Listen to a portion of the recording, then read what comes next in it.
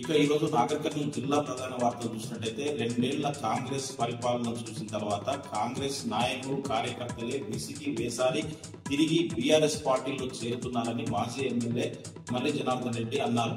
నాగర్ కర్నూలు జిల్లా తెలకపల్లి మండలం ఆలేరు గ్రామానికి సంబంధించినటువంటి తగిలి ఆనంద్ తో పాటు పలువురు కాంగ్రెస్ నాయకులు కార్యకర్తలు మాజీ ఎమ్మెల్యే మర్రి జనార్దన్ రెడ్డి సమక్షంలో కూడా గులాబీ కండువాలు కప్పి బీఆర్ఎస్ పార్టీలోకి ఆహ్వానించారు. ఈ సందర్భంగా మాజీ ఎమ్మెల్యే మర్రి జనార్దన్ రెడ్డి మాట్లాడుతూ రాబోయే గ్రామ పంచాయతీ ఎన్నికల్లో బీఆర్ఎస్ నిలబెట్టినటువంటి అభ్యర్థులను గ్రామాన గెలిపించి గులాబీ జెండాలను ఎగురవేయాలని చెప్పి బీఆర్ఎస్ నేతలను గెలిపిస్తేనే కాంగ్రెస్ ప్రభుత్వానికి బుద్ధి చెప్పడంతో పాటు కావలసినటువంటి పనులన్నీ కూడా ప్రత్యక్షంగా చేయించేందుకు వాళ్ళు సిద్ధంగా ఉంటారని చెప్పేసి కూడా ఆయన పిలుపునిచ్చినటువంటి పరిస్థితి కనిపించింది.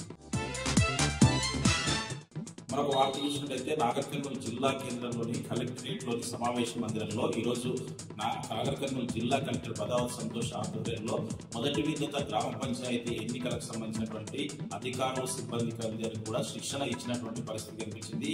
ఈ శిక్షణలో పూర్తి స్థాయిలో ఎన్నికలను ఏ విధంగా నడపాలి, మొదటి విడతలో ఎదురయ్యేటువంటి సమస్యలు, వాటికి సంబంధించినటువంటి సమస్యలన్నింటి కూడా వాళ్ళు అడిగినటువంటి క్వశ్చన్లన్నింటి కూడా పూర్తి స్థాయిలో సంబంధిత ఉన్నతాధికారులతో కూడా వాళ్లకు నివృత్తి చేసినటువంటి పరిస్థితి కనిపించింది. ఎవరు కూడా ఎలాంటి అవకతవకలకు పాల్పడకుండా సమర్థవంతంగా మొదటి విడత ఎన్నికలను పూర్తి చేయాలని చెప్పేసి ఏవైనా అవకతవకలకు పాల్పడితే కఠిన చర్యలు కూడా ఉంటాయని ఎన్నికల అధికారులతో పాటు సిబ్బందిని కూడా హెచ్చరించినటువంటి పరిస్థితి కనిపించింది.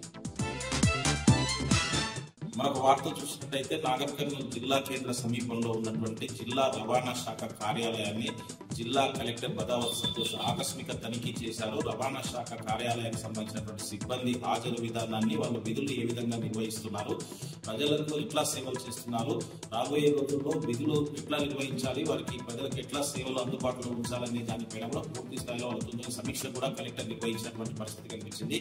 ఎక్కడ కూడా అవినీతి అక్రమాలకు పాల్పడొద్దని చెప్పేసి, అలాంటివి దృష్టికి వస్తే కఠిన చర్యలు కూడా ఉంటాయని చెప్పేసి కూడా కలెక్టర్ బదావత్ సంతోష్ రవాణా శాఖ కార్యాలయంలో ఉన్నటువంటి అధికారులు సిబ్బందిని కూడా హెచ్చరించినటువంటి పరిస్థితి కనిపించింది.